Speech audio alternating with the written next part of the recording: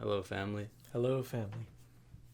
As we all know, right now it's a very difficult time on planet Earth for humanity. Yep.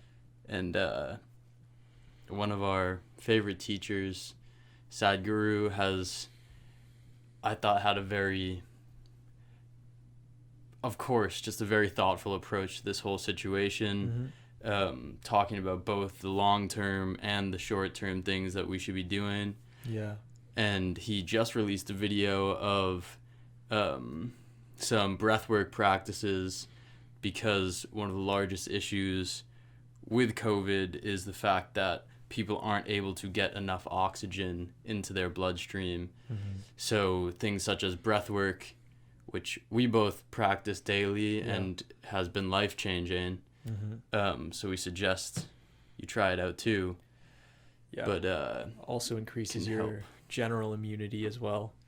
And we thought Sadhguru just released this video on breathwork, and we thought, based on the situation in India right now, where so many people are getting and suffering from COVID right now, that we could make this video to just like get this message out, because we have so many people that are followers of us that are from India, and so our prayers are with you. If you or any family members are suffering from this, we hope that this can do a small part in helping. Yeah. So, because I think the main goal right now is to reduce the amount of people needing to go to the hospital. that's what he was saying. Yeah. Yeah, and the real reason to go to the hospital is that you're not getting enough oxygen. Yeah. So a practice like this, we just watched the practice video. Yeah. And we'll quickly describe the steps. But we don't do what we say. Go watch the actual video. Do it based on his practice, because we don't want to have anything get lost in translation. We would have watched the video with you, but it says to not watch the video and do the breathwork at the same time. So we just watched it. We'll put the link in the description so you can watch it, and then we can all try it together. Yeah, we're going to try it and then talk a little bit about it. Yeah. So the main process is that you're doing 21 breaths with your tongue out, and then pushing your tongue, curling your tongue back and in, so it makes kind of a block, I guess, sort of, for the of your air throat. coming out and in. Yep. Do 21 breaths like that, and then a breath hold on your last inhale. Yeah, and while you're doing the one with your tongue in, you need to make a certain noise with your throat, because apparently your throat needs to constrict in a certain way, and you need to make that noise. And you're supposed to do the whole thing with your eyes closed, and as well, because you'll be in a cross-legged position, pushing your diaphragm up from your abdomen with your hands, because they're going to be pressed on your knees. And that's going to make it so you don't need to tense your stomach muscles, and you have more ability to get air in and out. And Sadhguru also says, this is pretty important, if you are practicing this and then one day you cannot practice it, it means that you are somehow suffering from some sort of respiratory thing going on. Doesn't necessarily mean COVID, but it means that you should seek help.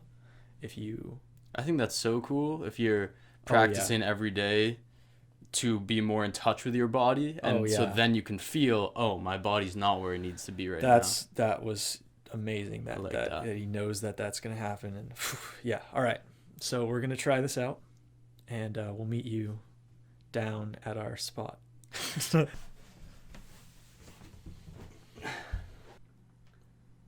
you ready?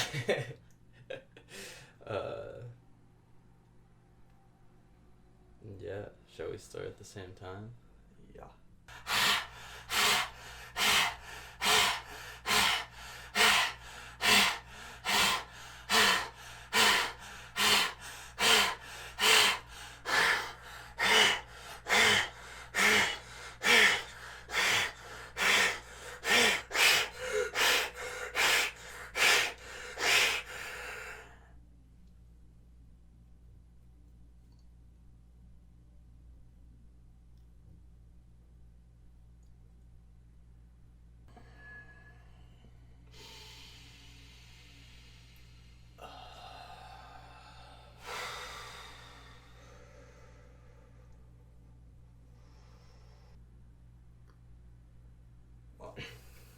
That's intense. That's very intense. Yeah.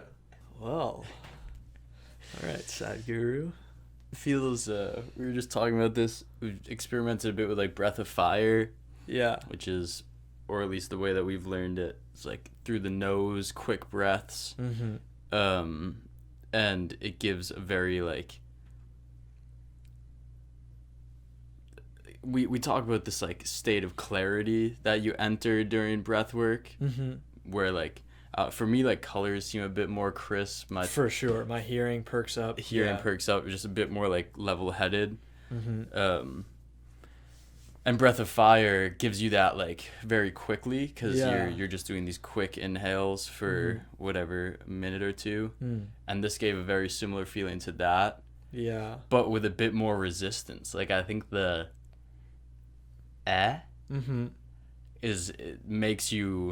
definitely makes you something has to work harder. Yeah. No, I found it to be, I do Wim Hof breathing every day, and I found this to be a lot more challenging for my body to get through it. So it makes sense why he was saying like, if you can't do this one day, it means that you have a respiratory problem, because this was taking, as a daily breathwork person, like this was taking a lot of energy for me to do. So that definitely makes sense. I noticed I've got this really interesting feeling now, like in my upper mid throat area from that. Since you said that, but I don't know if that's just because you said it. Placebo effect, yeah. But just because of the putting my tongue in the back of my throat, that was interesting. Like it was so different having your tongue out versus in, and yeah, really, really crazy. I also find some more technical thing. I find it very difficult, and it's something to keep an eye on, to hold your breath on the up and not slowly let it out as you're holding. I found that I would almost forget that I was holding on the up breath, and I almost wanted to breathe in after the breath hold, if that makes sense. Like, so the way I work around that is I just like make sure to breathe really deep before I hold on the up breath, and then just focus on holding it and not, slowly letting it out, because I'm really used to holding on the down breath. So I think that feels more natural to me. What I love about breathwork in general is that, we think it's very easy for us to think about how physical fitness is really good for our health, like whatever, going outside, doing some push-ups, pull-ups, things like that, because you immediately see the effects. But we don't often think about the fact that all of our internals can be worked in the same way. Yeah. And doing something like this, like breath work, is improving your lung health and your diaphragm health. And also, one thing that my mom would always say, she studied medicine, and part of her, like, one of her special courses that she got to take was on like acupuncture and some traditional medicines. But one of the things that comes up a lot in those practices are gut massages. And the way that gut massages are done is often through certain breath work, because your diaphragm is pushing on all of your other organs in there. And that's also why you want to do this type of stuff on a light or empty stomach, because if you're like trying to really expand things and then there's a clump of food, makes so sense. Yeah, overall definitely something I'm gonna try again. Toss in the toolkit. And that's exactly it. You toss it in the toolkit. You learn a new thing, you toss in the toolkit, you try it when you need it, make it a habit if you want to, and if not, you just always have it to go back to. And it's just very helpful. So I would highly recommend trying this. I can totally see how this would help with COVID. If you get COVID, or if you're worried about getting COVID, like, I wish we knew this before we got COVID. I wish we knew this before we got COVID. Yeah. And I feel like this could help anyone who's just like generally stressed about getting COVID too, because it like helps with your stress levels. And it's actually doing something, because it oftentimes feels like you just can't really do anything productive about the COVID situation, you feel so helpless, but this is a solid thing you can do. And when you're less stressed around other people, everything's gonna be better. Everything gets a little bit better. Yeah, it's true, man. But yeah, again, our wishes and love go out to everyone who's battling with this right now.